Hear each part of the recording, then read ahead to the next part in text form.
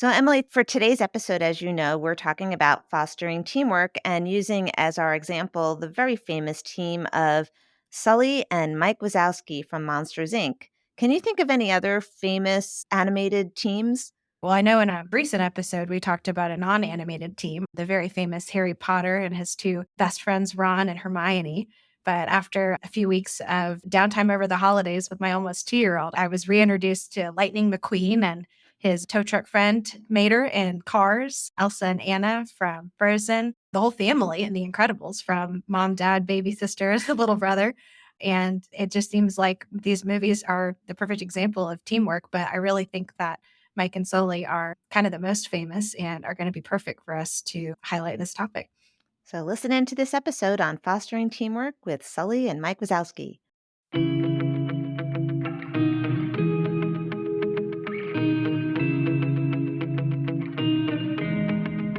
Welcome to Hiring to Firing, the podcast. I'm Tracey Diamond, a labor and employment partner at Troutman Pepper Locke, and I'm here with my partner, Emily Schifter.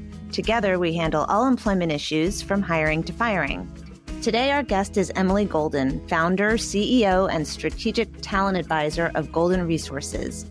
Emily is also a speaker, facilitator, executive coach, and author of the book, The New Golden Rule.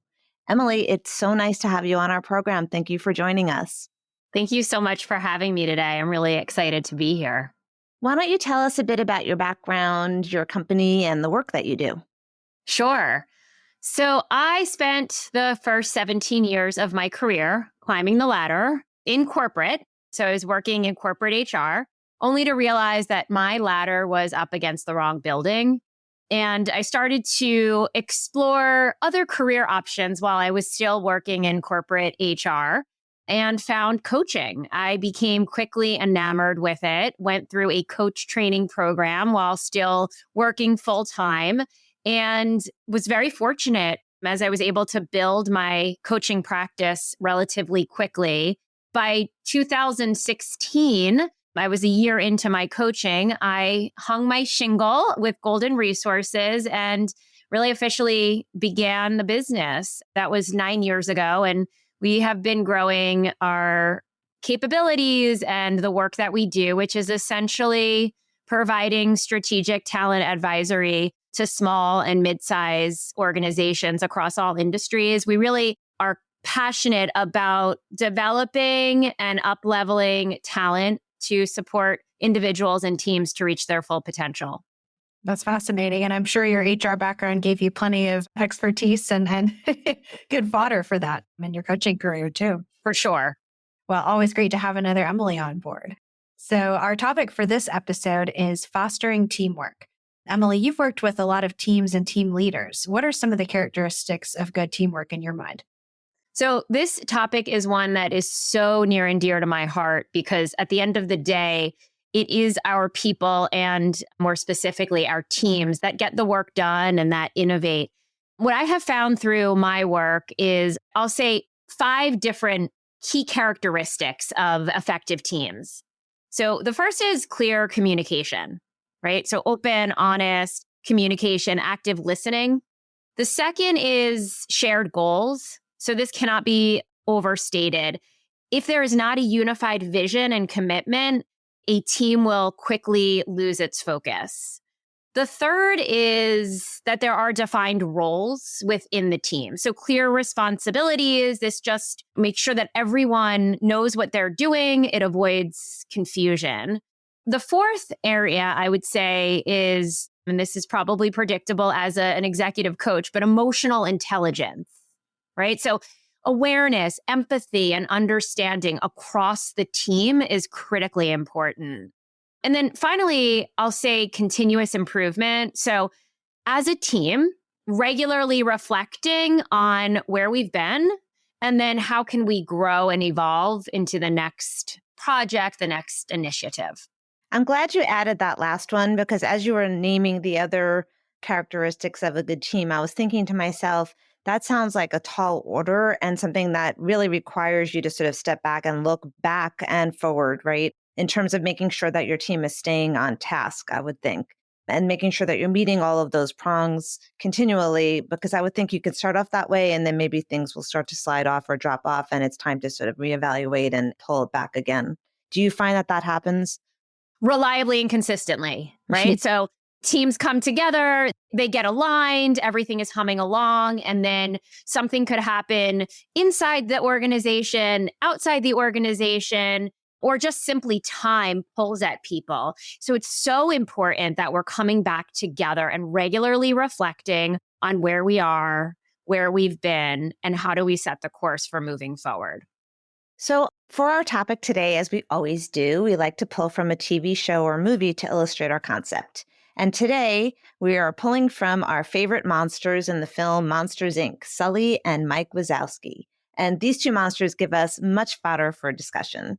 For those of you who don't remember or don't know, Monsters, Inc. is the original Monsters, Inc., I should say, is a 2001 animated movie produced by Walt Disney's Pixar Animation Studios and featuring the voices of John Goodman as the cuddly, hairy Sully and his coworker and best friend Mike Wazowski as a small, green, one-eyed sidekick voiced by none other than Billy Crystal. Sully and Wazowski work at a factory that scares human children to harness their screams for energy, and somehow they make that look even a little bit cuddly. Sully is the factory's ace scarer, and in our clip, some of their more junior coworkers and fan base greet Sully. Let's take a listen. Morning, Sully. Morning, Ricky. Hey, it's the Sulster. See you on the scare floor, buddy. Hey, Marge. Hey, how was jury duty? Morning, Sully. Hey. Hey, it's still leaning to the left. It is not. Hey, fellas. Hey, Jerry. Hey, Mr. Sullivan. Guys, I told you, call me Sully. I don't think so.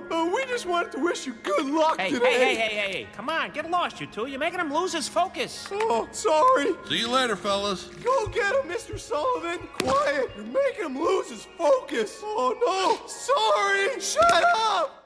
Sully is a role model at Monsters Incorporated with his ace scaring, and many of the other monsters look up to him. So do you think, Emily, that having a team leader, someone like Sully, is important to fostering teamwork? Absolutely. So a team leader who members look up to is really beneficial for fostering teamwork.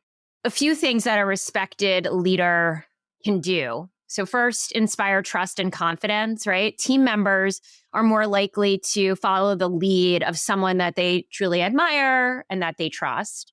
A great leader can set the direction. So I alluded to this before. Having a clear vision, purpose and mission guide the team, keeping the team focused.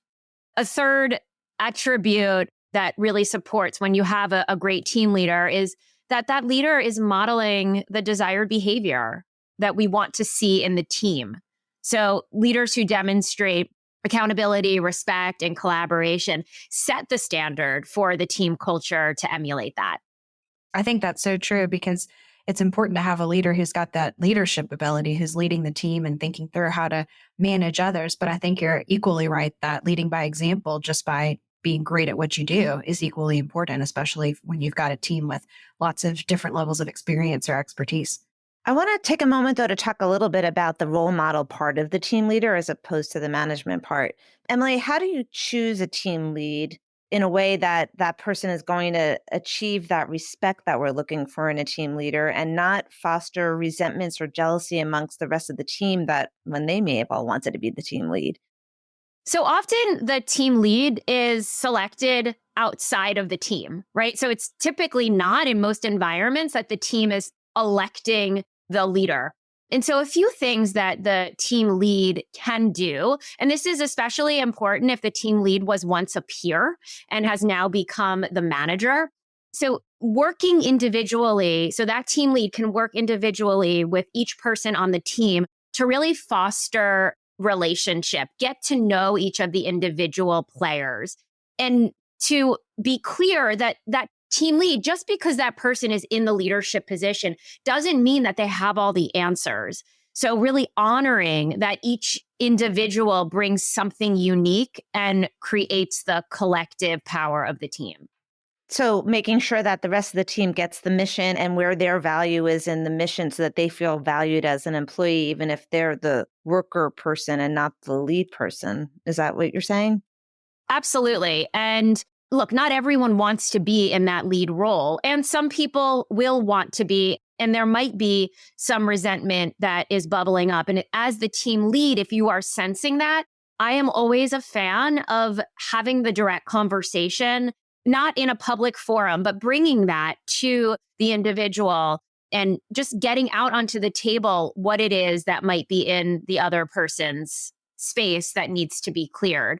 And sometimes it's just a matter of working through. It takes a little bit of time, but it is absolutely possible that there can be resentment. I see that less often than I see something else, which is where I thought you were going, which is that a leader is admired to such an extent that the team becomes dependent upon that leader, and that the team struggles to actually function in the absence of that leader. They can't function collaboratively in the absence of that leader.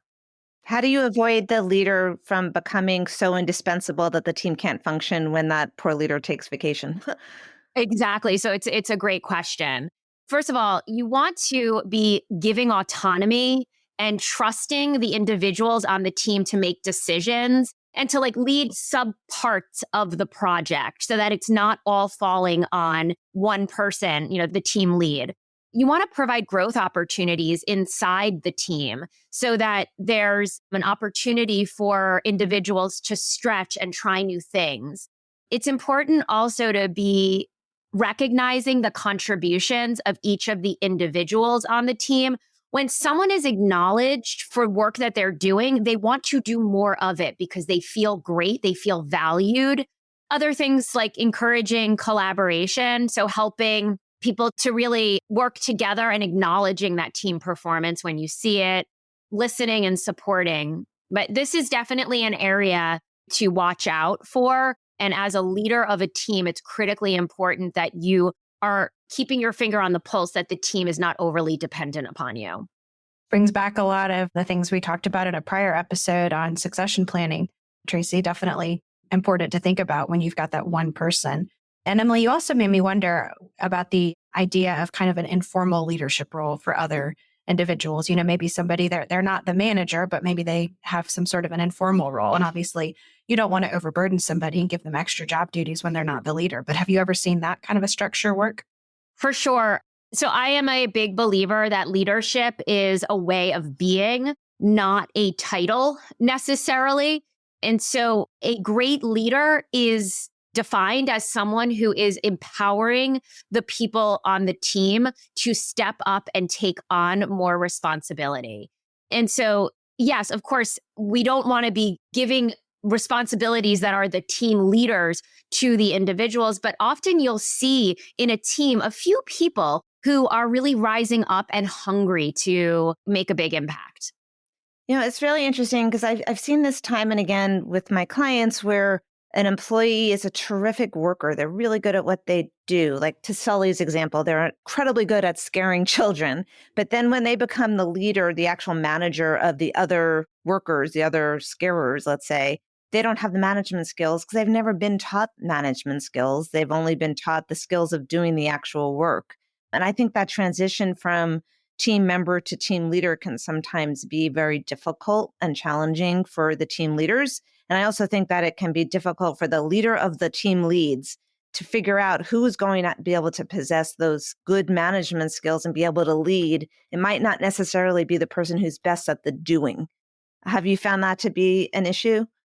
Absolutely. So you've got these technical experts, and then we promote them into the leadership role, and they find themselves floundering. They find themselves really unhappy.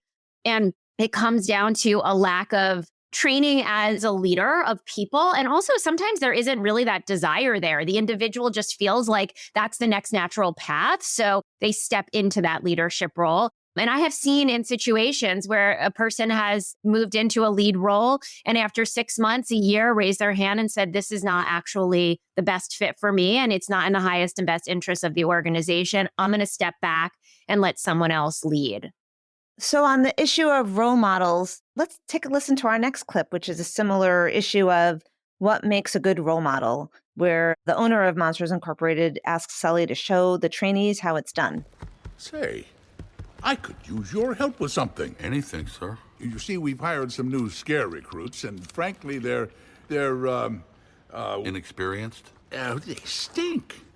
I thought maybe you might come by tomorrow and give them a demonstration. Show them what it takes to be a top scarer, huh? I'll start out with the old water noose jump and growl.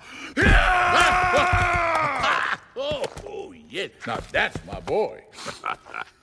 The monsters at Monsters Incorporated have engaged in a competition for the top scary monster. Is competition a good way to motivate employees and make them work harder? Can it lead to innovation? So competition can absolutely be a motivating factor for some employees, but it doesn't always work best. It's not necessarily the best approach for everyone, for every situation. So when competition can be beneficial, so I have a few examples. First is when you are incentivizing high performance. So when employees push themselves harder to win rewards, recognition, or bonuses, you see this with sales, business development, that kind of thing. Another place that competition can be healthy is when it promotes innovation. So healthy competition can definitely drive creativity and new ideas to stand out. I think what comes to mind is Google is kind of famous for this, creating, I don't know the specifics, it's been a while since I've tapped into that, but different pods that are working on solving the same problem, but they're in different groups. Some employees thrive in competitive environments, and it actually supports them to stay more engaged and more focused. So it can be a way to boost engagement. It can also foster this healthy rivalry where teams create energy and excitement around achieving a specific goal. Of course, there are downsides. What are those downsides? So it can be harmful in that it can create too much stress. So too much competition can actually lead to burnout, anxiety, unhealthy work dynamics. I've seen it damage collaboration. So employees become more focused on like an individual success, and they're forgetting about the actual team and the team cooperation. I've seen in instances where it can lead to resentment, right? So if competition is unfair or maybe rewards are uneven, it can cause friction and actually lower morale. And then finally, I'll say decreased job satisfaction. So some employees are going to feel demotivated if they don't perform well in a competitive environment. And again, that will lead to disengagement, but they'll have decreased job satisfaction. So I guess something to think about when leaders are deciding whether or not to put a competition in place. Is this a healthy form of competition, or is this going to create dissatisfaction? And maybe monitoring the competition to see if it's getting the intended results. Precisely. I would not shy away from it necessarily. I would be extremely intentional about it and continue, as we shared earlier, continue to check in with, is this a balanced approach that's working for everyone on the team? And knowing your team too, I can definitely see a competition being something that might bring out the wrong side of a particular personality, maybe even one of those leaders who is a really great doer, but not so much of a great leader. Maybe that would distract somebody, whereas somebody who needs to be brought out of their shell, it could be the perfect thing. So I think knowing your team is exactly right. And also having objective metrics for who's the winner of that competition so that there's less of a sense of favoritism coming into play. Yep, absolutely. Well, shifting back to Mike and Sully a little bit, I think they're kind of one of the most famous animated Pixar duos out there. What do you think make them such a great team? I just love them. So they have different strengths, right? Mike is clever, resourceful, and he is a strong communicator.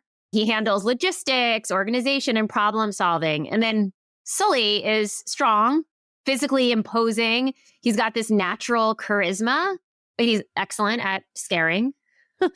And his heart is really in the right place, though he often leads with his instincts rather than with the planning and organization. Such a great breakdown. There's also this mutual respect between the two of them, right? And they really respect one another's abilities. They recognize that they both have unique strengths that are vital to their success. And I see that when a team can really connect to the strengths of the individuals and focus on those as opposed to focus on what isn't working or what isn't right or the dreaded drama that comes into team dynamics often, it's really a game changer. So, even though Mike and Sully are a great team, and I 100% agree with you that they are a great example of a good team, they have their ups and downs too. So in the next clip, Mike is upset because he believes that Sully is throwing away everything they worked for in order to save the little girl that Sully's nicknamed Boo, who had escaped into the monster world. Let's take a listen. Ever since that kid came in, you've ignored everything I've said. And now look where we are. Oh, we were about to break the record, Sully. We would have had it made. None of that matters now. None of it matters? Wait a second. None of it matters? Okay. No. Good. Great. So now the truth comes out, doesn't it? Oh, would you look at that? We're out of snow cones. Let me just go outside and make some more. Sully, what about everything we ever worked for? Does that matter? Huh? What about Celia? I am never gonna see her again. Doesn't that matter?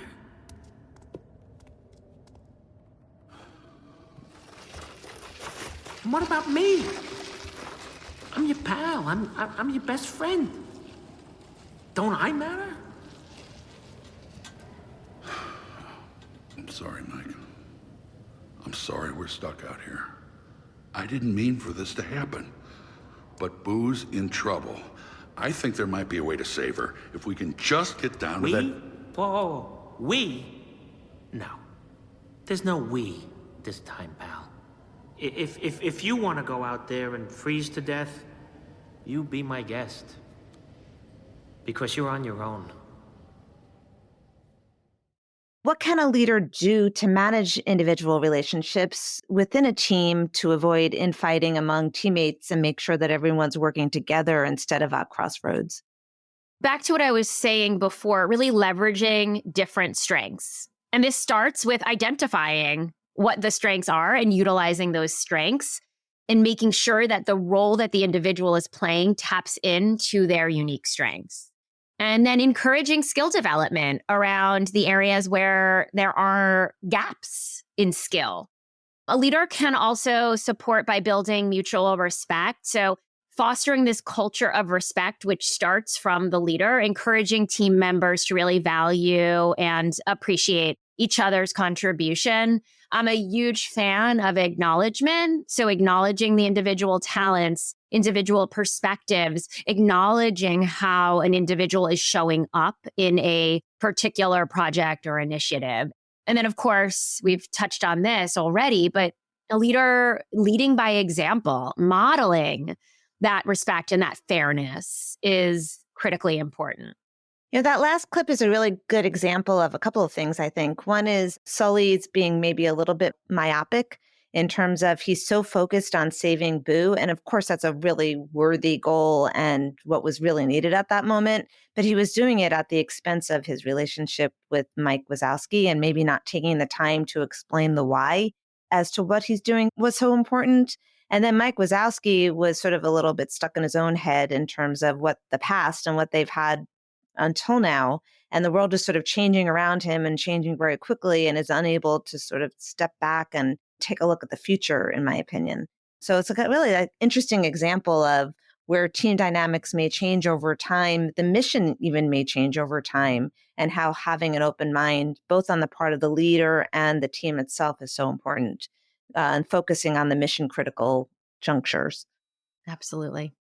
I think it's interesting too. You mentioned making sure that the people in the role are a good fit for the role. We've talked a lot about balancing strengths and weaknesses. So much of that is personality based or experience based. But do you see organizations having to take a look at actually how they're staffing teams and what roles they're putting on teams to make sure that they're setting themselves up for success even before we get into people's individual quirks?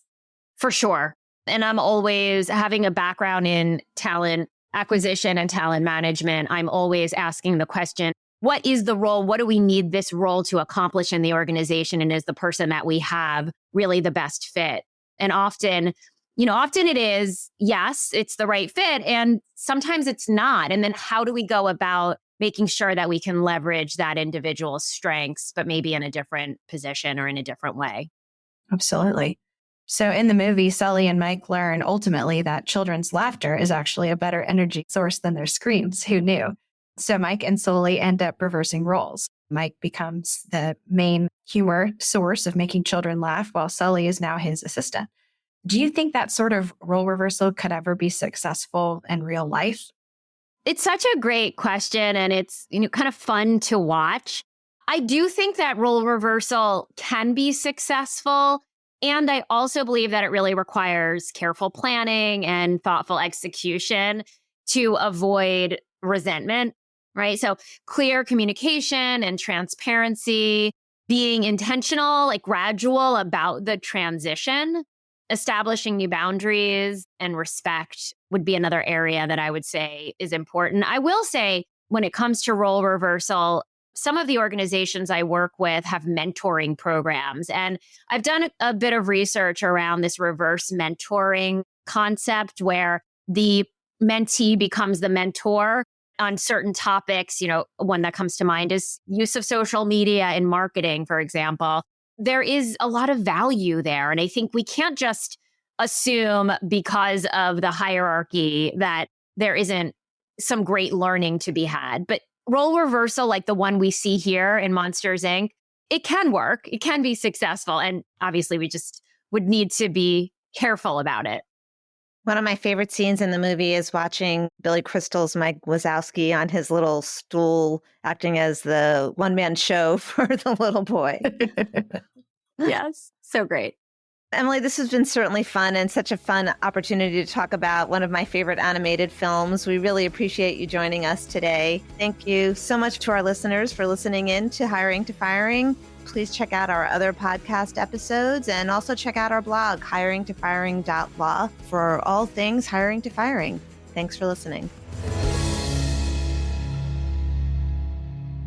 Copyright Troutman Pepperlock, LLP. These recorded materials are designed for educational purposes only. This podcast is not legal advice and does not create an attorney-client relationship. The views and opinions expressed in this podcast are solely those of the individual participants. Troutman does not make any representations or warranties, expressed or implied, regarding the contents of this podcast. Information on previous case results does not guarantee a similar future result. Users of this podcast may save and use the podcast only for personal or other non-commercial educational purposes. No other use, including without limitation, reproduction, retransmission, or editing of this podcast may be made without the prior written permission of Troutman Pepper Locke. If you have any questions, please contact us at troutman.com.